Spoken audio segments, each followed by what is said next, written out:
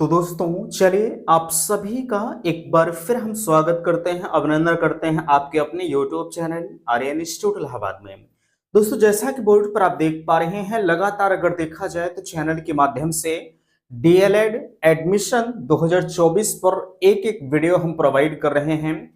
यानी जितने भी डाउट्स आप सभी के बन रहे हैं खासकर एडमिशन के संदर्भ में, वो प्रत्येक डाउट्स हम आपके बेस में दूर कर रहे हैं। सेम उसी चीज का सिलसिला आपके बीच में फिर से स्टार्ट है। जैसा कि यहाँ देख सकते हैं, कुछ आपके तमाम तरह के कंफ्यूजन्स हो रखे थे। इस वीडियो के माध्यम से हम आपके जो है कंफ्यूजन्स को दूर करने का प्रयास कर रहे हैं। देखिएगा सबसे ऊपर जो है डीएलएड एडमिशन 2024 और उसके नीचे जो है तमाम तरह की चीजें लिखी गई हैं, यहाँ देख सकते हैं। ठीक है, देखिए कहा जा रहा है आवेदन की जो लास्ट डेट है भैया वो कल है। ठीक है, 22 तारीख तक फाइनली आप आवेदन कर पाएंगे। 22 तारीख के बाद जो है 23 तारीख तक संभवतः आप पेमेंट करेंगे अगर कल तक आप रजिस्ट्रेशन कर लेते हैं, और 25 तारीख तक आप अपने जो है फाइनल प्रिंट को निकाल पाएंगे। अब फाइनल प्रिंट चलिए ठीक है, आप 25 तारीख को निकाल पाएंगे। ठीक है, तो उसके बाद तमाम तरह के डाउट्स आपके उठ रहे हैं। आप कह रहे थे कि भैया जो है क्या डेट फिर से बढ़ेगी। देखिएगा अब डेट बढ़ने की भैया बिल्कुल आप उम्मीद मत करिएगा, है ना, क्योंकि यार उम्मीद अगर डेट इसी तरह से बढ़ती रही तो आप समझ सकते हैं कि थोड़ी सी समस्याएं हमें आपको देखने को मिलेगी, क्योंकि सत्र हमारा वैसे भी लेट हो चुका है। इस वजह से आप कतई इसके फेवर में मत रहिए कि जो हमारी डेट है वो बढ़ेगी। ठीक है, देखिएगा यहाँ कहा जा रहा है काउंसलिंग के लिए जो है इतने डॉक्यूमेंट्स बिल्कुल तैयार रखें।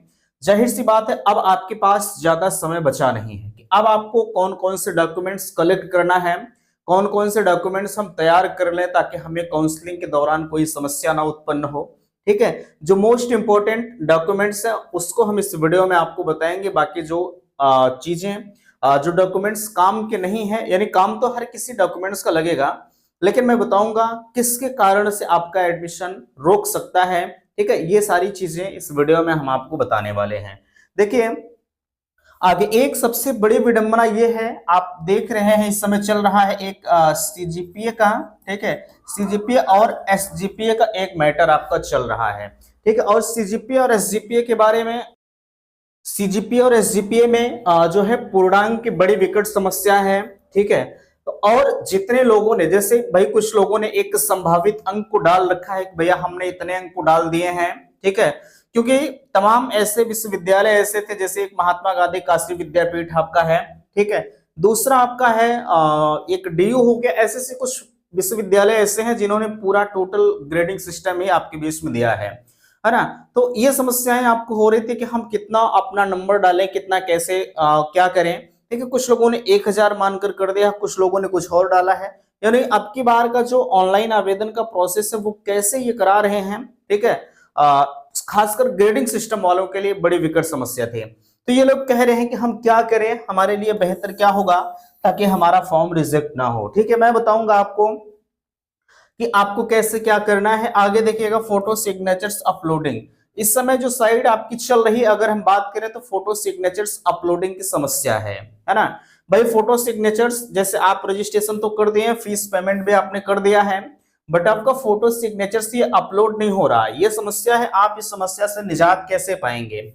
एडमिशन की भरमार, जाहिर सी बात है एडमिशन अब की बार लगभग आवेदन की जो संभावनाएं हैं वो 4 लाख के आसपास में जताई जा रही हैं, और आपके यहाँ टोटल सीटें कितनी, वो 2,33,350 टोटल सीटें आपके यहाँ हैं। अब समझ सकते हैं 4 लाख की अपेक्षा आपकी सीटें बिल्कुल कम है ना। तो अब एडमिशन की भरमार आपके बीच में, आप हमसे पूछते हैं, अब हम आपको क्या ही इस मुद्दे पर बताएं कि हम प्राइवेट से करें या सरकारी से करें, मेरे लिए बेहतर क्या होगा, है ना। तो चलिए हम एक एक चीजों पर आपसे चर्चा करते हैं। मैं निवेदन आपसे करना चाहूंगा कि प्लीज अगर चैनल पर पहली बार विजिट किए हैं तो चैनल को सब्सक्राइब जरूर करेंगे। सबसे पहले देखिएगा, चलिए देखिएगा आवेदन की लास्ट डेट भैया कल है ना। अब जितने लोग आवेदन कर दिए हैं, ठीक है, जितने लोग आवेदन कर दिए हैं उनका तो ठीक है, बट अगर आप आवेदन नहीं कर पाए हैं, ठीक है, अगर आप आवेदन नहीं कर पाए हैं तो इस चीज को थोड़ा सा आप ध्यान रखिएगा कि आप आवेदन किसी तरह से कर दीजिए। ठीक है भाई, आप फीस पेमेंट कल नहीं कर पाएंगे तब भी कोई दिक्कत नहीं है। ठीक है, फीस पेमेंट अगर आपका नहीं होगा तो कोई दिक्कत नहीं है, वो 23 तारीख तक आपका फीस पेमेंट होगा। ठीक है, 25 तारीख तक आप फाइनल प्रिंट लेंगे तो कम से कम आपका रजिस्ट्रेशन तो कल तक हो ही जाना चाहिए, है ना। अगर कल तक रजिस्ट्रेशन नहीं कर पा रहे हैं तो रजिस्ट्रेशन की जो साइड है वो क्लोज कर दी जाएगी। इस वजह से आप इसमें विलंब ना ही करें तो बेहतर, जो लोग नहीं किए हैं आज आप कर दीजिए, ठीक है, क्योंकि इनके साइड का कोई भरोसा नहीं है, ठीक है। और एक चीज ध्यान रखिएगा, आपकी जो डेट है वो बढ़ेगी नहीं, अब बिल्कुल क्लियर है। अब देखिएगा काउंसलिंग के लिए आवश्यक डॉक्यूमेंट्स, चलिए ठीक है, हम मानते हैं कि सब कुछ आपने कर लिया। अब आपका प्रोसीजर बचा हुआ है काउंसलिंग का, ठीक है। अब इसके लिए जो आवश्यक डॉक्यूमेंट्स होंगे वो क्या क्या हो सकते हैं। पहली चीज तो आपका जो है, आप जो पांच हजार रुपया पेमेंट करेंगे उसकी रसीद होनी चाहिए, ठीक है। और आपका काउंसलिंग जो आपने कॉलेज अलॉट किया है, जैसे आप जितने कॉलेज को अलॉट किए हैं वो एक स्लिप आपको मिलेगी, ठीक है, वो स्लिप आपके बीच में होनी चाहिए। तीसरी चीज ये है कि आपका अलॉटमेंट लेटर होना चाहिए, है ना। ये सब आपके लिए मोस्ट इंपॉर्टेंट रखते हैं, बट इनसे भी ज्यादा भाई अलॉटमेंट लेटर तो आपके लिए हर हाल में जरूरी है। जैसे 5,000 का पेमेंट आप पहले कर दिए, 5,000 का पेमेंट आप अलॉटमेंट के बाद करेंगे, इतना तो आपके लिए मोस्ट इंपॉर्टेंट है। बट एक चीज और आप ध्यान रखिएगा कि इसमें आपको ध्यान इस बात का रखना है कि कम से कम 10वीं की मार्कशीट, उसके बाद 12वीं की, और उसके बाद जो है ग्रेजुएशन की मार्कशीट, ये तीनों आपके लिए बड़ा कंपलसरी है ना। अगर ये नहीं है तो आपका एडमिशन रुक सकता है। बट समस्या कुछ लोगों के लिए ये है कि हमारे पास भैया ग्रेजुएशन की मार्कशीट नहीं है, हमारे पास सिर्फ फोटोकॉपी ही है, तो क्या फोटोकॉपी से काम चल जाएगा कि नहीं चलेगा, ठीक है। देखिएगा फोटोकॉपी से बिल्कुल आपका काम चल जाएगा, रुकेगा नहीं, ठीक है। अगर ग्रेजुएशन की मार्कशीट आपके पास नहीं तो फोटोकॉपी लेकर आप अपने कॉलेज में चले जाइए, प्रिंसिपल साहब से आप कुछ उस पर अटैच करवा लीजिए, आपका 100% काम हो जाएगा। बट जरूरत आपको तब पड़ेगी जब आपका ओरिजिनल डॉक्यूमेंट्स डायरेक्ट पर वेरिफिकेशन के लिए जाएगा। अगर उस वक्त आपके पास वो डाटा नहीं होता है, वो या मार्कशीट नहीं होती है, तो आपका एडमिशन वहीं पर क्या कर देंगे, रिजेक्ट कर देंगे, ठीक है। तो आप इस चीज को समझ लीजिएगा कि हमारी मार्कशीट उस समय तक ओरिजिनल आ पाएगी या नहीं आ पाएगी, तभी जाके आप एडमिशन लीजिएगा भैया, ठीक है। वैसे अगर जिनका रिजल्ट आ गया होगा, ठीक है यार, मार्कशीट आपकी आ जाएगी, कोई बड़ी चीज नहीं है, ठीक है। चलिए यहां तक हो गया। और आप पूछ रहे थे कि इसमें मेडिकल सर्टिफिकेट के बारे में पूछ रहे थे, कैरेक्टर के बारे में पूछ रहे थे, ठीक है। तो ये सब लगता है आप नजदीकी सीएमओ ऑफिस, ठीक है, जिसे हम बोलते हैं चीफ मेडिकल ऑफिसर, ठीक है, वहां उनके पास आप चले जाइएगा। वहां पर किसी भी जिले में, मैं ये नहीं कहता हूं कि नहीं आप इलाहाबाद के रहने वाले हैं तो आप अपने जिला अस्पताल जाइए, इलाहाबाद आपका घर सुल्तानपुर, आप इलाहाबाद रह रहे हैं तो यही जिले में आप चले जाइए, ठीक है, आपका ये बना कर दे देंगे, कोई दिक्कत आपको नहीं होगी। दूसरी चीज ये है कि जो आप कह रहे थे एक कैरेक्टर सर्टिफिकेट का, कैरेक्टर सर्टिफिकेट देखिए दो तरह के होते हैं, एक तो एक पुलिस वेरिफिकेशन से बनता है, एक आपके महाविद्यालय से बनता है जहां से आपने ग्रेजुएशन की डिग्री प्राप्त की है ना। तो चलिए अब आपके कॉलेज में कहां से ये ले रहे हैं, या पुलिस वाला लेंगे या आपके जहां से ग्रेजुएशन आपने किया वहां से लेंगे, आपका जब भाई जिस जो कॉलेज आपको मिलेगा वहां आप संपर्क कर लीजिएगा। बट एक चीज का ध्यान रखिएगा कि इसके लिए ये जो मैं मेडिकल बताया और कैरेक्टर बताया, ठीक है, और लोग टीसी वगैरह की बात कर रहे हैं, है ना, इसके लिए आपका एडमिशन रुकेगा नहीं भैया। प्रोविजनल की बात आप करते हैं, ये सब डॉक्यूमेंट्स के लिए आपका एडमिशन नहीं रुकेगा। आपको मौका दिया जाएगा कि चलिए इतने दिन के अंदर आप अपने डॉक्यूमेंट्स को हमें सबमिट कर दीजिए, ठीक, कोई दिक्कत आपको नहीं आएगी। बट जो एक होता है जाति प्रमाण पत्र, ठीक है, एक होता है निवास प्रमाण पत्र, ठीक है, ये आपके लिए इंपॉर्टेंट है, ये होना चाहिए, क्योंकि जाति प्रमाण पत्र आपको ये प्रूफ करेगा कि आप किस कैटेगरी से बिलोंग कर रहे हैं, ठीक है। आपने फॉर्म में एससी भर दिया है तो आपके पास शेड्यूल कास्ट का सर्टिफिकेट होना चाहिए, ओबीसी भरे हैं तो ओबीसी का सर्टिफिकेट, भाई ओबीसी और एससी एसटी का ही सर्टिफिकेट बनता है, ठीक है। जनरल अगर आप हैं, आप ईडब्ल्यूएस लगाए हैं तो ईडब्ल्यूएस सर्टिफिकेट आपका होना चाहिए, ठीक है। बाकी निवास तो आपके पास कंपलसरी है, आप कहां से बिलोंग कर रहे हैं, ठीक है, निवास प्रमाण पत्र भी आपका होना चाहिए, ठीक है। ये दोनों आपके लिए इंपॉर्टेंट हैं। बाकी high school inter, 5 documents, high school inter graduation, ठीक है, प्लस उसके साथ साथ आपका जाति और निवास हो गया। अलॉटमेंट वो तो आपको मिलेगा ही मिलेगा, जब 5,000 पहले देंगे 5,000 बाद में देंगे कॉलेज मिलने के बाद, ठीक है। ये सारे डॉक्यूमेंट्स आपके लिए महत्वपूर्ण होते हैं, है ना। अलॉटमेंट वगैरह हम आपको बताएंगे क्या क्या लेकर जाना है, बाकी फोटो वगैरह, आधार कार्ड और भी जो आपके डॉक्यूमेंट्स हैं वो सब आपको चाहिए ही चाहिए। बाकी फोटो कॉपी भी आपकी लगती है हाई स्कूल इंटर ग्रेजुएशन का, आप अपने हिसाब से करा लीजिएगा, कोई कहीं 2 प्रति में लेते हैं, कहीं 4 प्रति में, ठीक है, वो आपके कॉलेज के ऊपर ही डिपेंड करता है। ठीक भैया, चलेगा, ये हो गया। अब हम बात करते हैं फॉर्म रिजेक्ट ना हो क्या करें। देखिए ये हमारे आपके हाथ में नहीं है, जो सच्चाई है, ठीक है। लोग भले ही आपसे तमाम तरह की बातें बता दें, लेकिन ये आपके हाथ में नहीं होता है कि चलिए हमने फॉर्म को गलत भर दिया, अब हम किसी तरह से रोक लगे कि हमारा फॉर्म रिजेक्ट ना हो।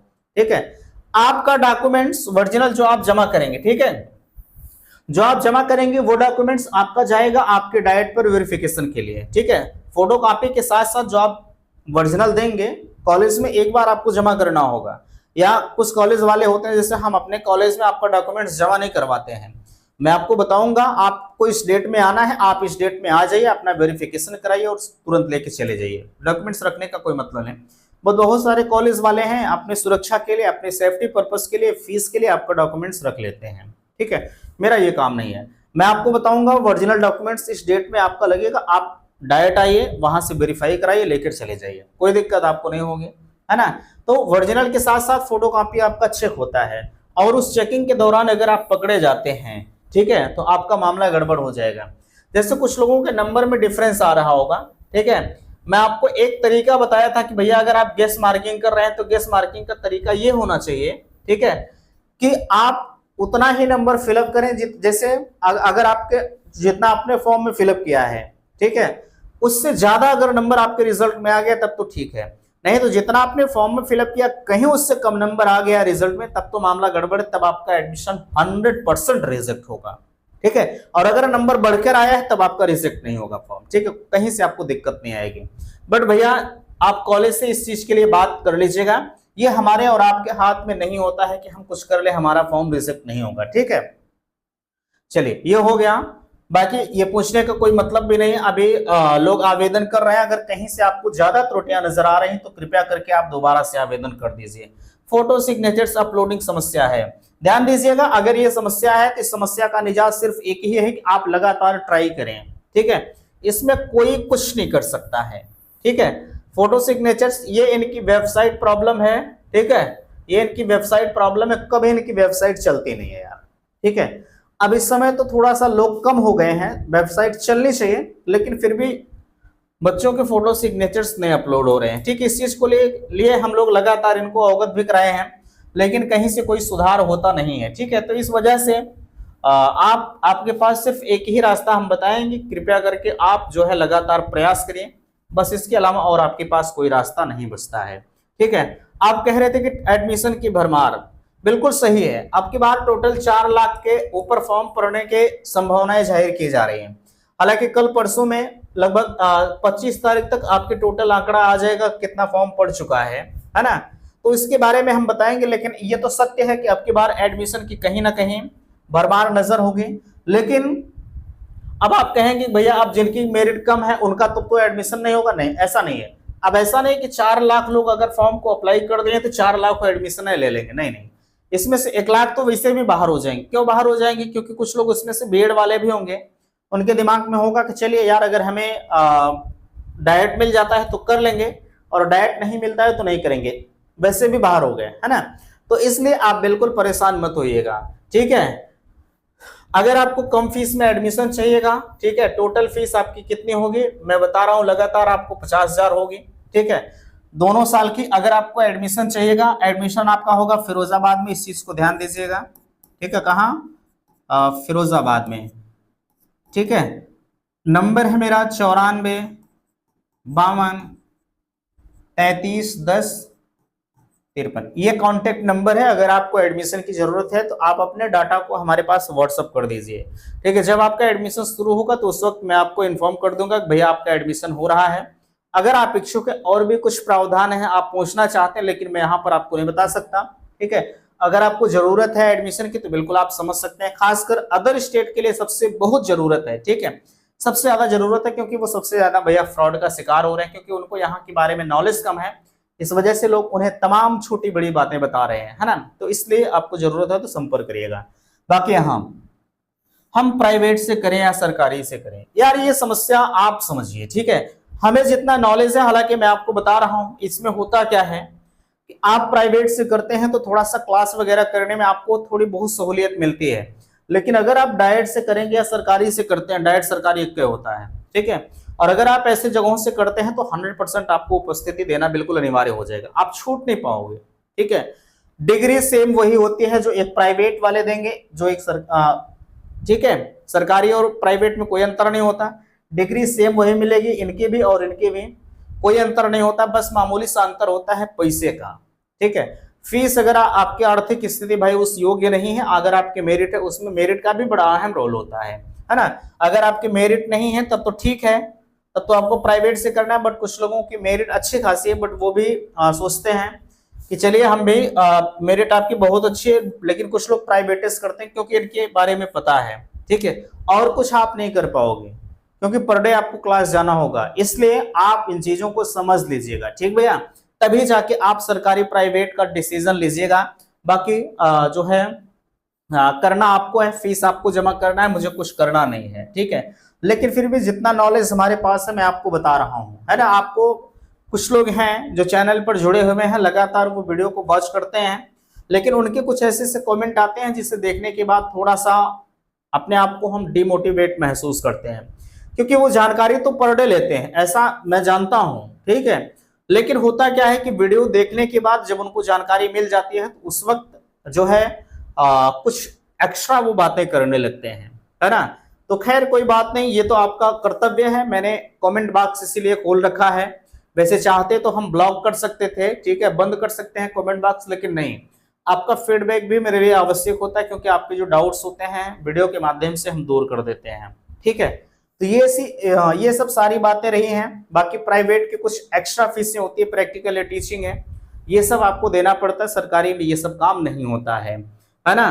तो अगर आपको जहां से भी करना होगा, प्राइवेट से करना होगा, ठीक है, तो आप संपर्क करिएगा 9452331053 पर, आपको कहीं किसी भी प्रकार की दिक्कत नहीं आएगी। फीस आपकी कितनी है? फीस आपकी दोनों साल की भैया 50,000 रुपए है, ठीक है।